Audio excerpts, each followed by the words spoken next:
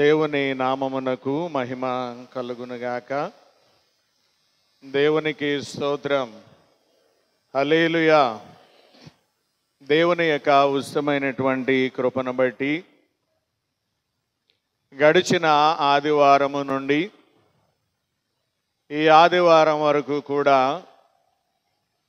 దేవుడు తన బలిష్టమైన రెక్కల క్రింద మనల్ని భద్రపరిచి ఆయన నామమును మహిమపరిచి ఘనపరిచి ఆరాధించి స్తుతించటానికి దేవాది దేవుడు మనకిచ్చినటువంటి ఈ మంచి సమయమును బట్టి, అవకాశమును బట్టి, ధన్యతను బట్టి మనమందరమును కూడా దేవునికి కృతజ్ఞతాస్తుతులు చెల్లించవలసిన వారమై ఉన్నామని మీకు తెలియజేస్తూ, నన్ను ఇక్కడ నిలువబెట్టిన త్రియేక దేవునికి ముందుగా వందనాలు చెల్లిస్తూ కూడి వచ్చిన సంఘానికి, పెద్దలకు, సెక్రటరీ గారికి వందనాలు తెలియచేస్తా ఉన్నాను.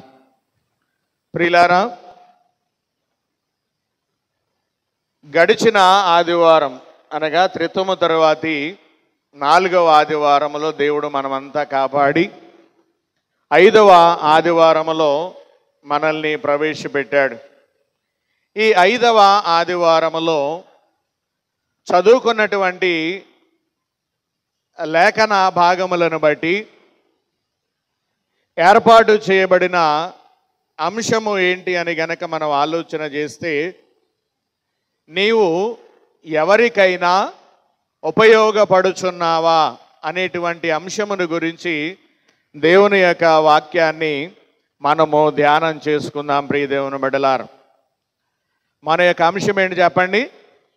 నీవు ఎవరికైనా ఉపయోగపడుచున్నావా అనే అంశమును గురించి దేవుని యొక్క వాక్యాన్ని మనం ధ్యానం చేసుకుందాం.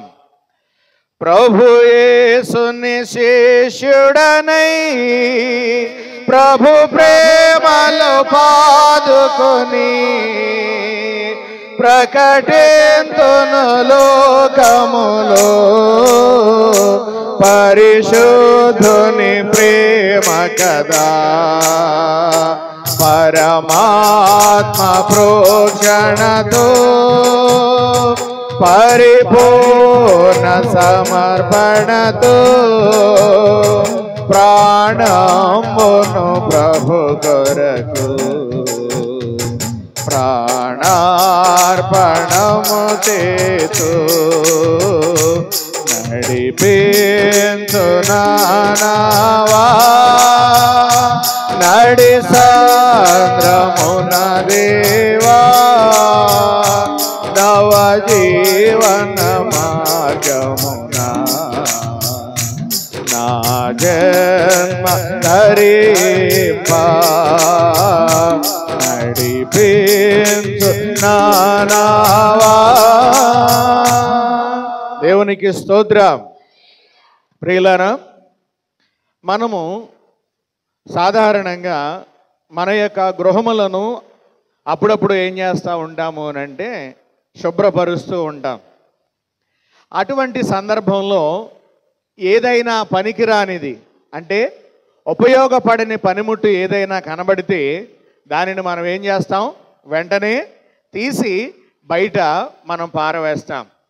అలాగే మన దైనందినటువంటి జీవితంలో మన జీవన విధానంలో కొన్ని వస్తువులు మనకు అవసరమైనప్పుడు వాటిని కొనుక్కోవడానికి మార్కెట్కి మనము వెళ్తూ ఉంటాం. మార్కెట్కి వెళ్ళి ఏదైనా వస్తువు కొనేటప్పుడు అది మనకి ఎంతవరకు ఉపయోగపడుతుంది అని బాగా ఆలోచన చేసి, ఇది మా జీవితంలో, మా ఇంటిలో మాకు చాలా బాగా ఉపయోగపడుతుంది అని ఆలోచన కలిగి ఆ ఉపయోగపడే వస్తువుని ఏరి కోరి మరి మనము కొనుక్కొని ఎంపిక చేసుకుని కొనుక్కొని ఇంటికి తీసుకొస్తూ ఉంటాం. అంటే ఉపయోగము లేని దానిని మనము కొనుక్కోం, తీసుకొని రాం. అలాగే మన క్రైస్తవ జీవితంలో, మన దైనందినటువంటి జీవితంలో ఇలాంటివి చాలా ఆత్మీయ విషయాలు కూడా మనకు ఉపయోగపడేవి ఉన్నాయి.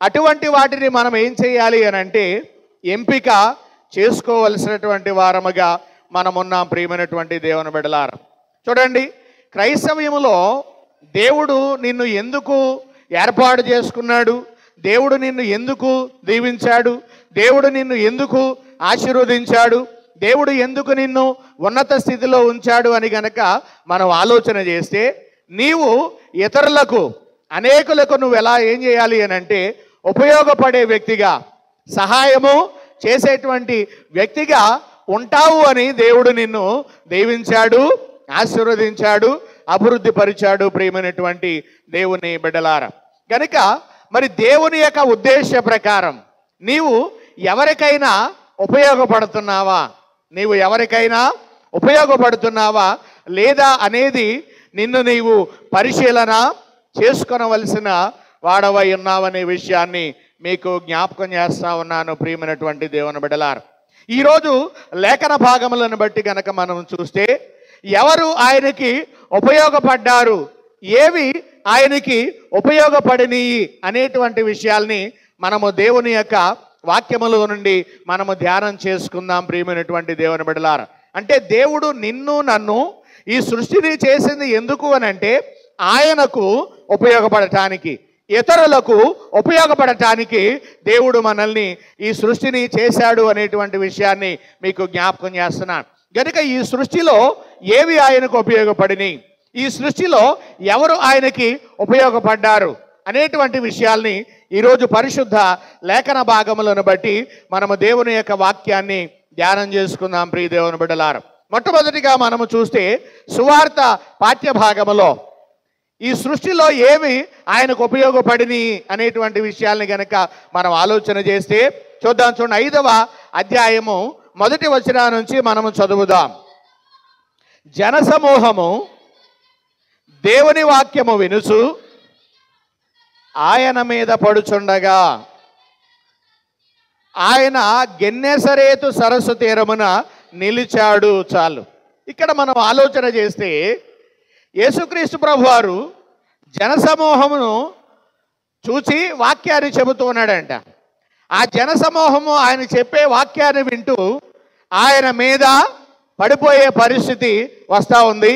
యేసు ప్రభు అప్పుడు ఎక్కడున్నాడు అని అంటే గెన్నెసరేతు అనేటువంటి ఆ సరస్సు తీరమున ఉన్నట్లుగా మనము చూస్తూ ఉన్నాం. ప్రియ దేవుని బిడ్డలారా, ఈ గెన్నెసరేతు అనేటువంటి సరస్సు ఏంటి అని గనక మనం ఆలోచన చేస్తే అదే గలిలయ సముద్రం, అదే గలిలయ సముద్రం. ప్రియమైనటువంటి దేవుని బిడ్డలారా, ఈ గలిలయ సముద్రమును గురించి మనము గనక ఆలోచన చేస్తే ఇదేంటండి ఇక్కడ గెన్నెసరేతు సరస్సు అని రాయబడి ఉంటే మీరు గలిలయ సముద్రం అని చెబుతున్నారేంటి అని మీరు అనుకోవచ్చు. ప్రియమైనటువంటి దేవుని బిడ్డలారా, గలిలయ అనేది ఒక పట్టణం, ఒక జిల్లా లాంటిది. అది ఆ జిల్లాలో ఒక పెద్ద సరస్సు ఉంది, ఒక పెద్ద సరస్సు ఉంది.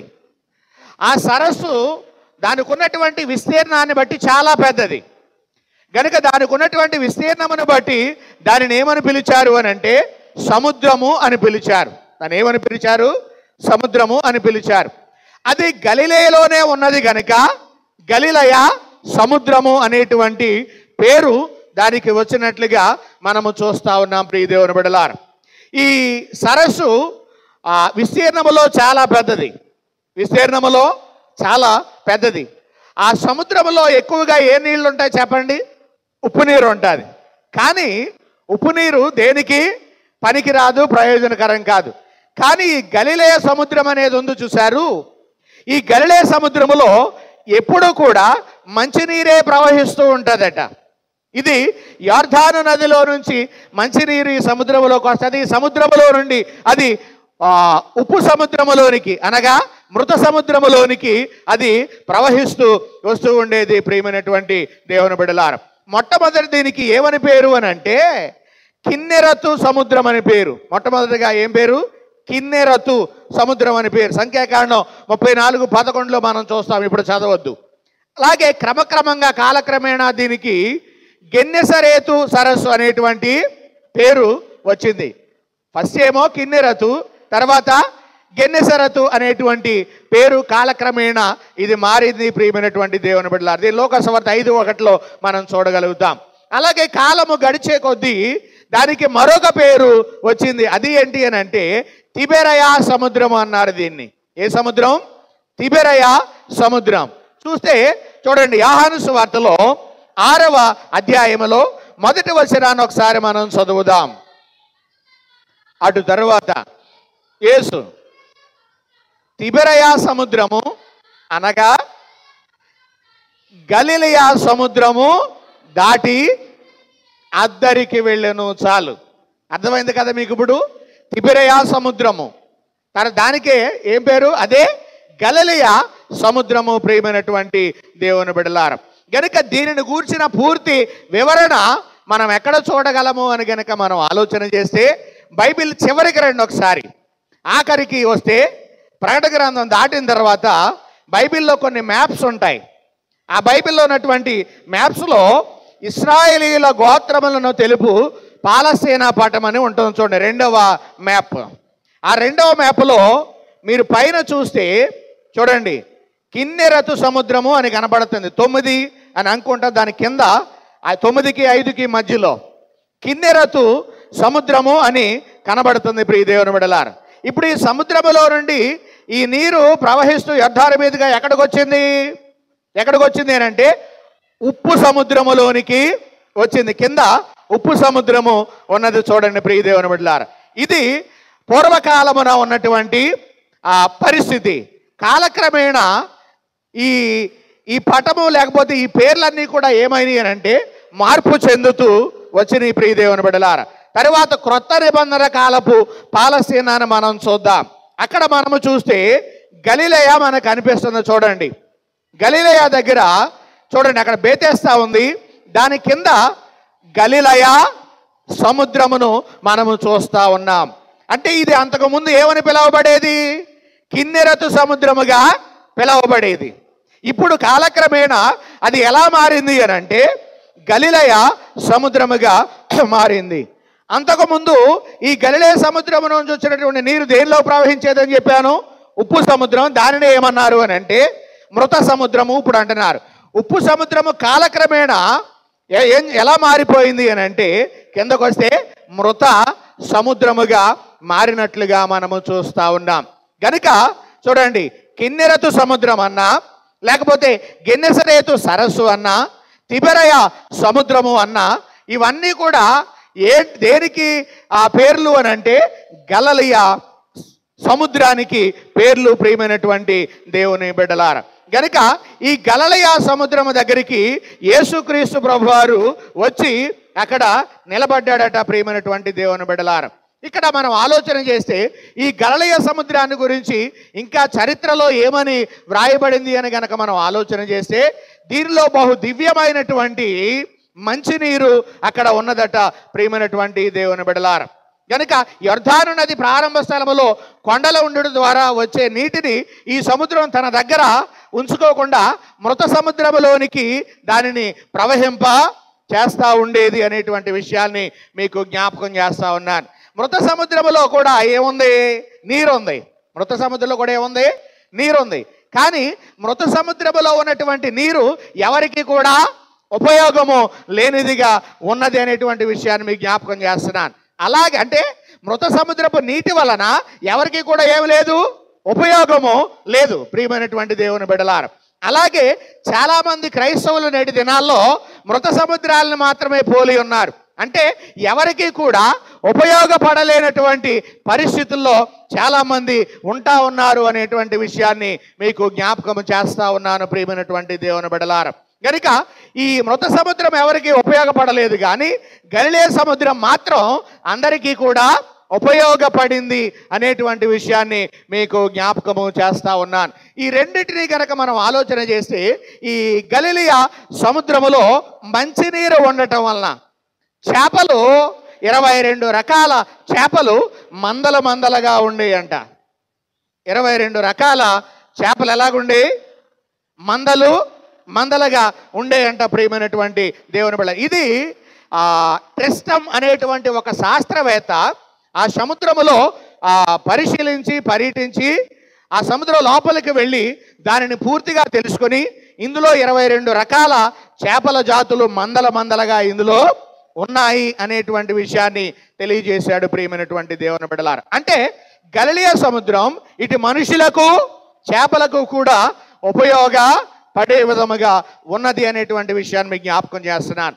మొట్టమొదటిగా ఇక్కడ మనం ఆలోచన చేసి యేసు ప్రభు వారికి ఉపయోగపడినటువంటి సాధనం ప్రకృతిలో ఏది అని కనుక మనం ఆలోచన చేసి ఈ గలిలయ సముద్రం యేసుక్రీస్తు ప్రభు వారికి ఉపయోగపడింది అనేటువంటి విషయాన్ని మీకు జ్ఞాపకము చేస్తా ఉన్నాను ప్రియమైనటువంటి దేవుని బిడ్డలారా.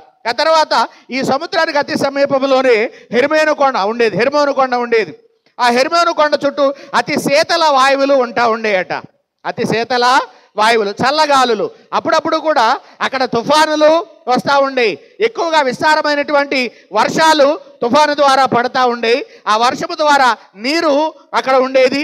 ఆ నీటి ద్వారా పంటలని ప్రజలు పండించుకుంటూ ఉండేవారు ప్రియమైనటువంటి దేవుని బిడ్డలారా. అంటే ఈ గలిలయ సముద్రము మనుషులకు, ప్రజలకు, అంటే పంటలకు కూడా ఉపయోగపడుతుంది అనేటువంటి విషయాన్ని మీకు జ్ఞాపకం చేస్తా ఉన్నాను. ఇప్పుడు యేసుక్రీస్తు ప్రభు వారు ఎక్కడికి వచ్చి నిలబడ్డాడు అని అంటే ఆ గలిలయ సముద్రం యొక్క సరస్సు దగ్గర ఆయన నిలబడినట్లుగా మనము చూస్తున్నాం.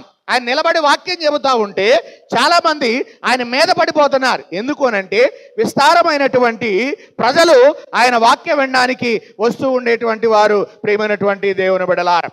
అయితే అక్కడ ఆ జనసమూహం అలాగా ఆయన మీద పడిపోతే ఆయన చెప్పడానికి సరైనటువంటి వీలు కుదరట్లేదు కనుక ఆయన ఏం చేశాడు అని అంటే మనం ఆలోచన చేస్తే 2వ వచనం నుంచి మనం చదువుదాం.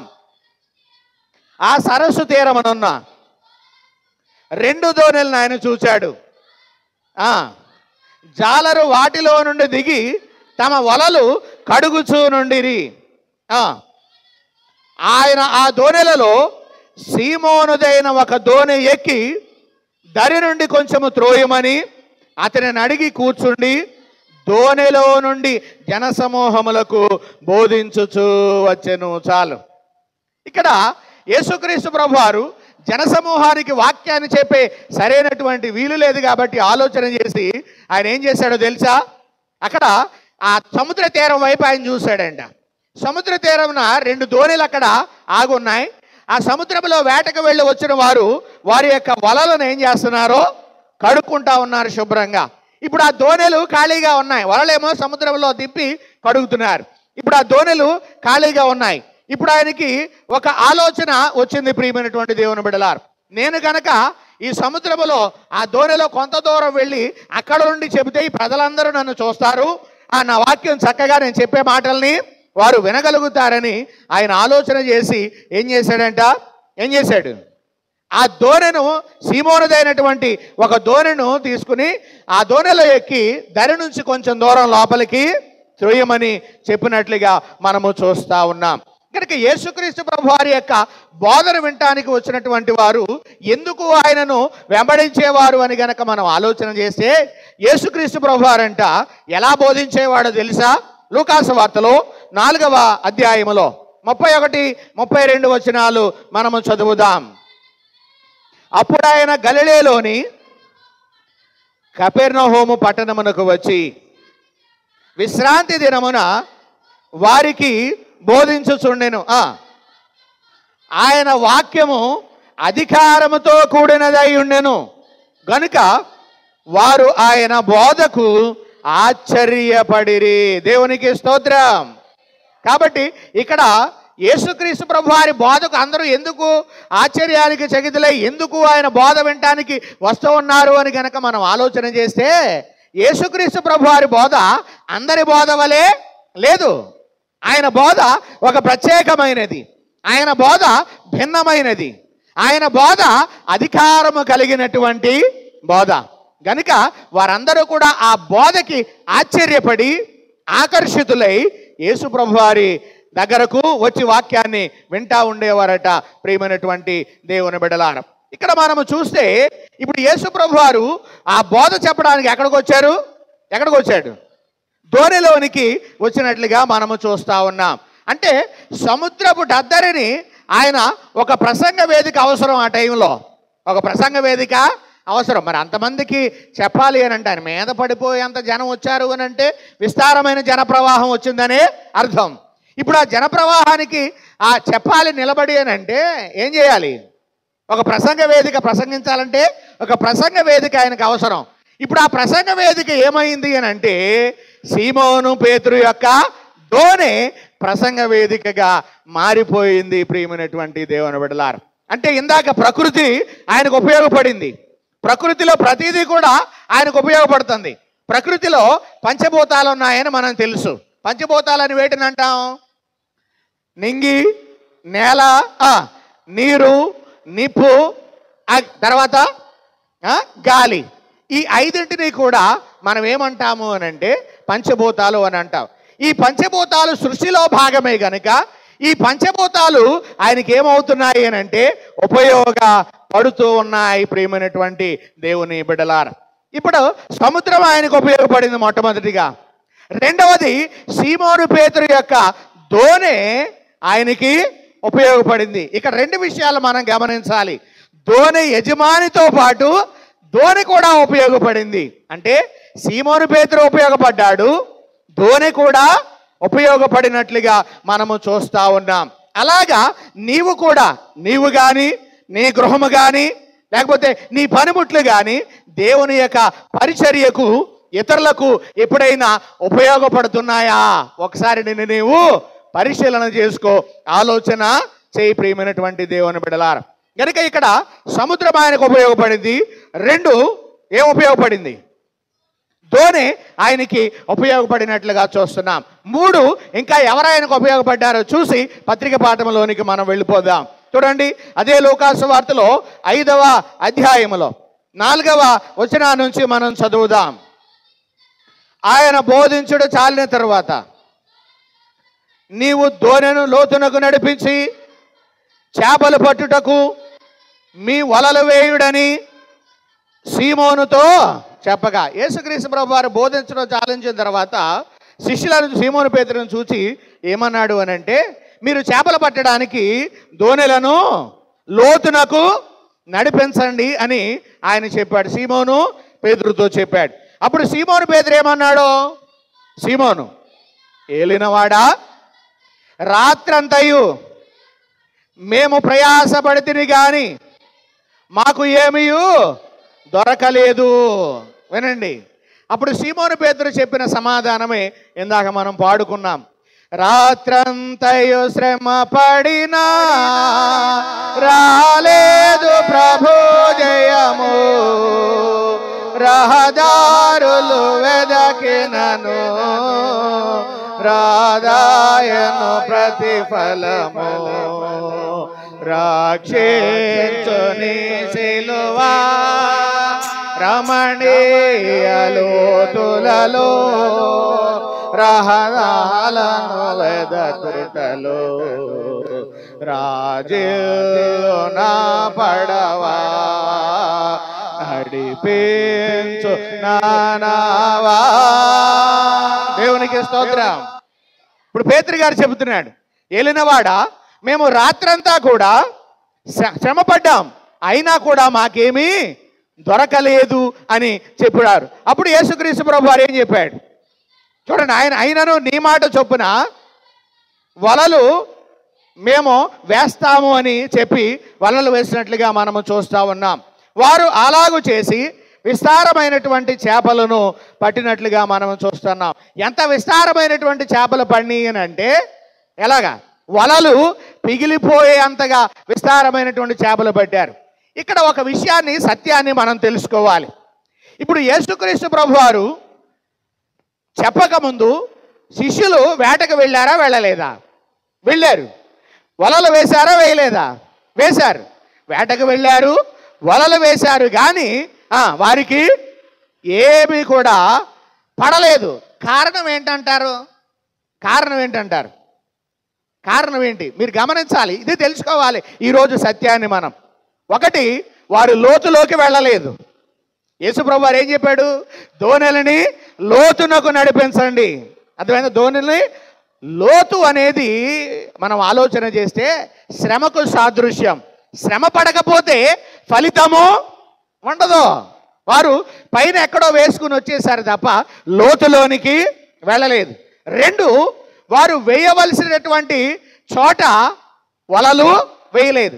యేసుప్రభువారు ఎక్కడ వేయమని చెప్పాడు? ఎక్కడ వేయమని చెప్పాడు? చూద్దాం, చూడండి. అక్కడ లేదు అది. యోహాను సువార్తలో 21వ అధ్యాయములో మనము చదివితే చూడండి, 6వ వచనం మనం చదువుదాం. అప్పుడు ఆయన, దోనె కుడి ప్రక్కను వలవేయుడి, మీకు దొరుకునని చెప్పెను. వారు అలాగు చేయగా చేపలు విస్తారముగా పడినందున వల లాగలేకపోయిరి. చాలు. అంటే ఇప్పుడు యేసుక్రీస్తు ప్రభువారు ఎక్కడ వలయమని చెప్పాడు? ఎక్కడ? కుడి ప్రక్కన వలయమని చెప్పాడు. కుడిని ఇంగ్లీష్లో ఏమంటాం? రైట్. Very good. కుడిని ఏమంటాం ఇంగ్లీష్లో? Right place. కుడి ప్రక్కనగా రైట్ ప్లేస్. మరి ఇప్పుడు ఇంతవరకు వాళ్ళు ఎక్కడ వేసి ఉంటారు? ఎక్కడ? ఎడమంటే ఎక్కడ? లెఫ్ట్. అంటే లెఫ్ట్లో వేశారు, ఇప్పుడు ఆయన రైట్లో వేయమంటున్నాడని మీ ఉద్దేశం? నో, దీని అర్థం అది కాదు. కుడి అనగా ఏంటి? Right place. మీకు అర్థమైంది? రైట్. అర్థమైందా? రైట్కి వ్యతిరేకం ఏంటి? రాంగ్. అర్థమైందా? వారు ఏ ప్లేస్లో వలలు వేశారని అంటే అంతకుముందు రాంగ్ ప్లేస్లో వలలు వేశారు గనుక చేపలు వారికి దొరకలేదు. అర్థమైంటి? దేవుని స్తోత్రం చెప్పండి. దేవునికి స్తోత్రం. ఈ ప్రజలు వినుట మట్టుకు విందురు గాని దాన్ని గ్రహింపరు అన్నట్టుగా ఉండొద్దు. దేవునికి స్తోత్రం. అర్థమైందా? యేసు ప్రభు వారు చెప్పిన తర్వాత రైట్ ప్లేస్లో వలలు వేశారు. అంతకుముందు ఎక్కడ వేశారు? రాంగ్ ప్లేస్లో వలలు వేశారు. కాబట్టి ఒక్క చేప కూడా వారికి దొరకలేదు, పడలేదు. ప్రియమైనటువంటి దేవుని బిడ్డలారా, ఎప్పుడైతే దేవుడు చెప్పిన ప్రకారము రైట్ ప్లేస్లో వేశారో విస్తారమైనటువంటి చేపలు పడిపోయినాయి. విస్తారమైన చేపలు పడిపోయినాయి. ఇప్పుడు ఆ విస్తారమైనటువంటి చేపలు లాగడానికి వారికి బలము సరిపోలేదు. అప్పుడు ఏం చేశారు వాళ్ళు? చదవండి అమ్మాయి. 7వ వచనం. వారు వేరొక దోణిలోనున్న తమ పాలివారు వచ్చి తమకు సహాయము చేయవలనని వారికి సంజ్ఞలు చేశారు. వాళ్ళు వచ్చి వారికి సహాయం చేసి ఆ చేపలన్నిటినీ కూడా ఒడ్డుకు తీసుకొని వచ్చారు. ఇక్కడ పనిముట్లే కాదు, అర్థమైందండి? ప్రకృతే కాదు, పనిముట్లే కాదు, మనుషులు కూడా అక్కడ దేవునికి, అక్కడ ఉన్నటువంటి ప్రజలకి ఉపయోగపడుతున్నట్లుగా మనము చూస్తూ ఉన్నాం. ప్రియమైనటువంటి దేవుని బిడ్డలారా, అక్కడ ఆ మనుషులే లేకపోతే యేసుక్రీస్తు చేసిన కార్యాన్ని అందరూ చూసేవారు కాదు. గనుక ఆ వేరొక చేపలు పట్టే దోణిల్లో ఉన్న వారిని పిలిచారు, చూసారా? ఆ మనుషులు వీళ్ళకి ఏమయ్యారు? ఉపయోగపడినట్లుగా మనము చూస్తూ ఉన్నాం. కాబట్టి మనము ఇతరులకు ఉపయోగపడే వారముగా ఉండాలి అనేది దేవుని యొక్క ఉద్దేశం. ప్రియమైనటువంటి దేవుని బిడ్డలారా, నేను మీకు ఆ స్టేటస్లో గ్రూపులో ఒకటి పెట్టాను. గ్రూప్లో ఒక పోస్టింగ్ పెట్టాను ఈరోజు పాఠాల గురించి. అందులో అంశముల గురించి వేస్తూ నీవు ఎవరికైనా ఉపయోగపడ్డావనే అంశం దగ్గర ఒక ఆమెను నేను అక్కడ ముద్రించడం జరిగింది, వేయించడం జరిగింది. ఆమె ఎవరో చూసారు ఎవరన్నా? స్టేటస్లో ఒక్కళ్ళు చూడలేదు. మరి ఏం చూస్తారో? ఉపయోగపడే ఏవి మనం చూడం. ఒక్కళ్ళు చూడలేదు. అందులో మదర్ తెరీసా అక్కడ ఉంది. ఇంటికి వెళ్ళిన తర్వాత చూడండి ఏముంది. మదర్ తెరీసా అక్కడ ఉంది. మదర్ తెరీసా అని వేశారు అక్కడ. మదర్ తెరీసాని మనం జ్ఞాపకం చేసుకుంటే ఎక్కడి నుంచో వచ్చి ఇక్కడ ఈ భారతదేశంలో ఇతరులకు ఆమె ఎంతగానో ఉపయోగపడింది. ప్రియమైనటువంటి దేవుని బిడ్డలారా, అలాగే మనము కూడా ఇతరులకు మనము ఉపయోగపడే వారంగా మనం ఉండాలి. ఇతరులకు ఉపయోగపడే వారముగా మనం ఉండాలి. అలాగే మనం అంటే దేవుడు మనల్ని ఎందుకు నియమించుకున్నాడు అని అంటే, 1 ఆయనకి, 2 ఆయన బిడ్డలైనటువంటి ఇతరులకి మనం ఉపయోగపడాలి. ప్రియమైనటువంటి దేవుని బిడ్డలారా, కనుక ఇతరులకు ఉపయోగపడే విధంగా మనం ఉన్నామా లేదా అనేది మనము ఒకరికొకరు ఏం చేయాలి? పరిశీలన చేసుకుని ఉపయోగపడే వారముగా మనం ఉండాలి. ప్రియమైనటువంటి దేవుని బిడ్డలారా, ఇక ఇతరులకు సంగతి పక్కన పెడితే సంఘం విషయానికి వస్తే, సంఘం దేవుని యొక్క పరిచర్య అభివృద్ధి కొరకు ఉపయోగపడాలి. సంఘ పెద్దలు సంఘము కోసము ఉపయోగపడాలి. సేవకుడు సంఘము కోసము ఉపయోగపడాలి. అలాగే సంఘము కూడా సేవకుడికి ఉపయోగపడే విధంగా సంఘం ఉండాలి. సంఘములోని ప్రతి వ్యక్తి ఉండాలి. మీరు ఎప్పుడు నన్ను ఉపయోగించుకుంటారా అని నేను చాలా కాలం నుంచి చూస్తూ ఉన్నాను. ఉపయోగించుకోవడం అంటే ప్రమోషన్ చేయడం సేవకుడిని, ప్రమోషన్ చేయడం అనగా అర్థం ఏంటి అని అంటే, ఇంతమంది కోడళ్ళు ఉన్నారు, ఆయా ఊర్ల నుంచి వచ్చారు, ఆయా ఊర్ల నుంచి వచ్చారు మీ కోడళ్ళు అందరూ. మీ ఊర్లో మీ సేవకుడు తీసుకెళ్ళి ఎప్పుడైనా వాక్యం చెప్పించారా? ఉపయోగపడ్డారా? అసలు ఎప్పుడైనా ఆలోచన చేశారా? అటువంటి ఆలోచనే మనకి లేదు. ఇది సేవకునికి ఉపయోగపడవచ్చు, ప్రభు యొక్క పరిచర్యకు కూడా ఉపయోగపడవచ్చు. ప్రియమైనటువంటి దేవుని బిడ్డలారా, నేను అనుకుని 3 సంవత్సరాల నుంచి ఎదురు చూస్తున్నాను, ఎవరైనా మా ఊరు రండి, మా ఊర్లో వాక్యాన్ని వినిపించాలి, కంపల్సరిగా మిమ్మల్ని తీసుకొని వెళ్తారు రండి అని ఎవరైనా పిలుస్తారేమో, ఉపయోగించుకుంటారేమో అని చూస్తున్నాను, కానీ ఉపయోగించుకోవడం లేదు. ఇక నుండైనా, అర్థమైందా, ఇక నుండైనా ఉపయోగించుకోవడానికి ప్రయత్నము చేయాలని మీకు మనవి చేస్తా ఉన్నాను ప్రియమైనటువంటి దేవుని బిడ్డలారా. కనుక ఎలాగ మనం ఇతరులకు ఉపయోగపడాలని కనుక మనం ఆలోచన చేస్తే చూద్దాం చూడండి. ఈరోజు చదవబడినటువంటి పత్రిక పాఠ్యభాగంలో చెప్పి నేను ముగించేస్తాను. పేతురు రాసినటువంటి ఆ మొదటి పత్రికలో 3వ అధ్యాయములో 8వ వచనం నుంచి చదువుదాం. తుదకు మీరందరూ వినండి జాగ్రత్తగా. అమ్మా వింటున్నారా? దేవుని స్తోత్రం చెప్పండి. కొంతమంది కిందకు చూస్తున్నారు కొంతమంది. కింద ఏముంటుందో తెలుసా మీకు? వినండి జాగ్రత్తగా. కింద ఏముంటుంది, పైన ఏముంటుందో తెలుసుకుంటే కింద ఏముంటుందో మీకు అర్థమవుద్ది. పైన ఏముంది? పరలోకం. Very good. అప్పుడు కింద ఏముంటుంది? పాతాళం. అలా కిందకే చూతా ఉంటే అంటదండి. అర్థమైందా? కనుక మనము క్రింది వారము కాము, పై ఉన్న వారము అని అంటాడు. అర్థమవుతుందా? కాబట్టి వాక్యాన్ని వినే వైపు, చెప్పే వైపు మీ మనసుని కేంద్రీకరించండి. యేసు ప్రభువు వారు వాక్యం చెబుతా ఉంటే ఆ ప్రజలందరూ కూడా ఆయన మీద పడిపోయేంతగా ఉన్నారంటే ఆయన్నే చూస్తున్నారు. అర్థమవుతుందా? వాక్యాన్ని వినేటప్పుడు చెప్పేవాని వైపే మనసు కేంద్రీకరించాలి, లేకపోతే వెనకాల నుంచి మాటలు వస్తాయి, వినేవాళ్ళకి అభ్యంతరం కలుగుతుంది. గమనించాలని మీకు మనవి చేస్తా ఉన్నాను. కనుక ఇప్పుడు మనము ఇతరులకు ఉపయోగపడే విధంగా ఉండాలి అని మనం తెలుసుకున్నాం. ఇతరులకు ఏ విధంగా మనం ఉపయోగపడాలి అని కనుక మనం ఆలోచన చేస్తే, తుదకు మీరందరూ ఏక మనస్కులై ఒకరి సుఖ దుఃఖముల యందు ఒకరు పాలుపడండి. మొట్టమొదటిగా ఎలా ఉపయోగపడాలో చెబుతున్నాడు ఆయన. ఎప్పుడు మనం ఉపయోగపడగలమో కూడా చెప్పాడు. ఎప్పుడు ఉపయోగపడగలమనంటే ఏక మనస్సు ఉన్నప్పుడు మాత్రమే ఉపయోగపడగలం. ఇప్పుడు ఉదాహరణ, ప్యాట్స్ వాయించే బెల్షాజర్ ఉన్నాడు, నేనున్నాను, ఇక్కడ వాక్యం చెబుతున్నాను. నేను పాట పాడుతున్న సమయంలో తమ్ముడు నాకు ఉపయోగపడాలి, అవునా? ఎప్పుడు ఉపయోగపడతాడో? అతని మనసు నా మనసు ఏకమైనప్పుడు. అతని మనసు నా మనసు ఏకమైనప్పుడు. మనసు ఏకమైపోతే ఉపయోగపడలేదు. ఇప్పుడు చెప్పేటప్పుడు మీ మనసు నా మనసు ఏకమైతేనే దాన్ని చక్కగా వినగలుగుతాం, ఉపయోగపడతాను నేను మీకు చక్కగా, అవునా కాదా? ఇలాంటివన్నీ చాలా ఉన్నాయి. అంటే ఇతరులకు మనం ఉపయోగపడాలి అని అంటే ముందుగా మనకేముండాలి? అందరికీ ఏక మనస్సు ఉండాలి. ఏముండాలి చెప్పండి? ఏక మనస్సు మనకు ఉండాలి ప్రియమైనటువంటి దేవుని బిడ్డలారా. అందుకే ఆయన అన్నాడు, మీరందరూ తుదకు ఏక మనస్కులై ఒకరి సుఖ దుఃఖముల యందు ఒకరు పాలు పొందండి.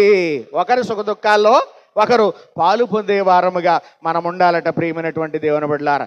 అలా ఎవరు ఉండగలరు అని అంటే చెప్తున్నాడు అక్కడ, సహోదర ప్రేమ గలవారు.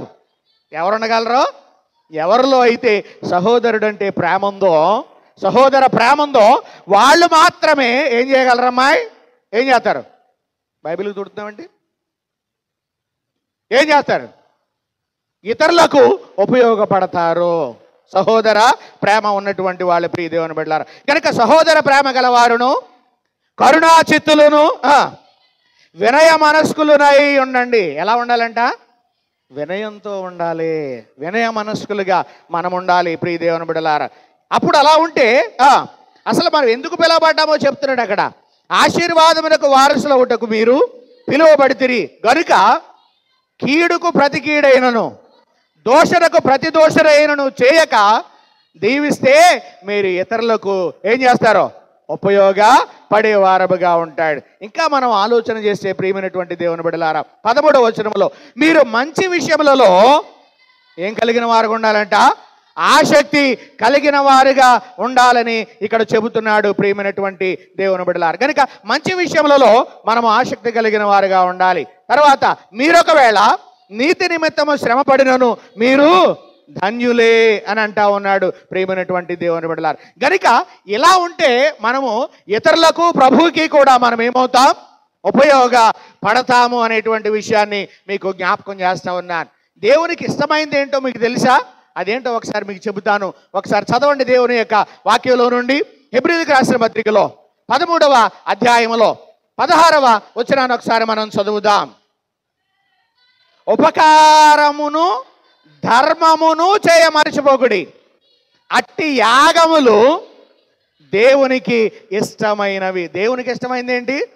ఇతరులకు ఉపకారం చేయడం. ఇతరులకు ఏం చేయడం దేవునికి ఇష్టం?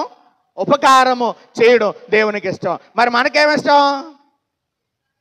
నేను ఇంకా చెప్పక్కర్లేదు, దాని వ్యతిరేకమే, దానికి వ్యతిరేకమే. కనుక ఇతరులకు మనము ఉపకారము చేసేవారముగా ఉన్నామా, అపకారము చేసేవారముగా మనం ఉన్నామా? ఉపకారము చేసేవారముగా ఉంటే దేవునికి మనం ఇష్టలుగా ఉంటాం. ఎందుకనంటే ఉపకారము చేయడము ఆయనకి ఇష్టము ప్రియమైనటువంటి దేవుని బిడ్డలారా. ఇంకా మనం చదివితే ఫిలిప్పీ పత్రిక 4వ అధ్యాయం 18వ వచనం త్వరగా చదవండి. ఫిలిప్పీ 4:18 త్వరగా.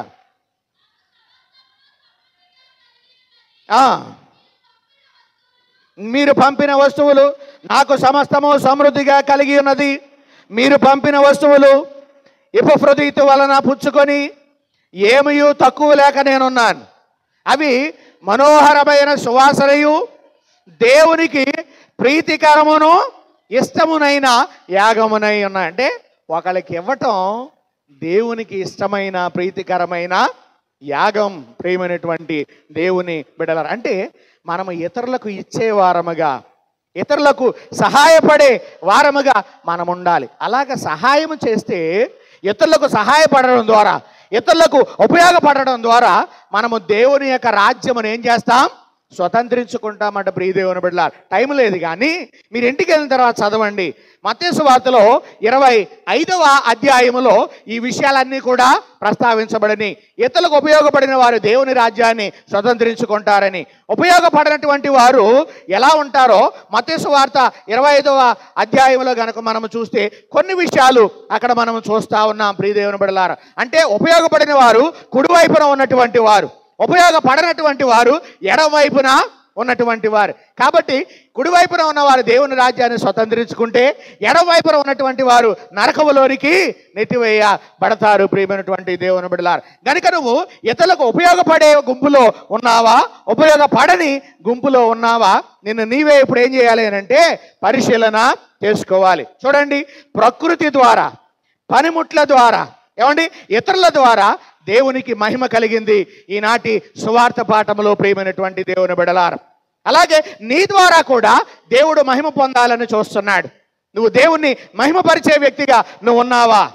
లేకపోతే మిమ్మల్ని బట్టే కదా నా నామము అన్ని జనుల మధ్య దూషింపబడింది అన్నట్టుగా ఉన్నావా? ఒకసారి ఆలోచన చేసుకోండి ప్రియమైన. ఎవరు ఈ రోజుల్లో చెప్పాల్సిన అవసరం లేదు వేలుపెట్టి. ఎందుకనంటే ఎవరికి వారే జ్ఞానులు ఈ దినాలలో, ఎవరికి వారే జ్ఞానులు ఈ దినాలలో. కనుక నువ్వు ప్రభువుకి, నీ సోదరులకి, ఇతరులకి నువ్వు ఉపయోగపడే విధంగా ఉన్నావా లేదా అనేది నిన్ను నీవు పరిశీలన చేసుకో. ఒకవేళ అలా లేకపోతే ఎప్పటి నుండైనా ప్రభువుకు ఉపయోగపడు, ఇతరులకి ఉపయోగపడు. ఆయన చెప్పినట్లుగా ఆయన మార్గములో జీవించి ఆయన ద్వారా అనేకమైన మేలులు పొంది మీరు అభివృద్ధి చెందుతారని నేను తెలియచేస్తూ ఈ మాటలు ముగిస్తున్నాను.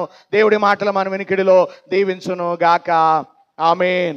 సమస్త జ్ఞానమునకు మించిన దేవుని సమాధానం యేసుక్రీస్తు వలన మీ హృదయములకును హృదయ తలంపులకు కావలి ఉండును గాక. ఆమేన్.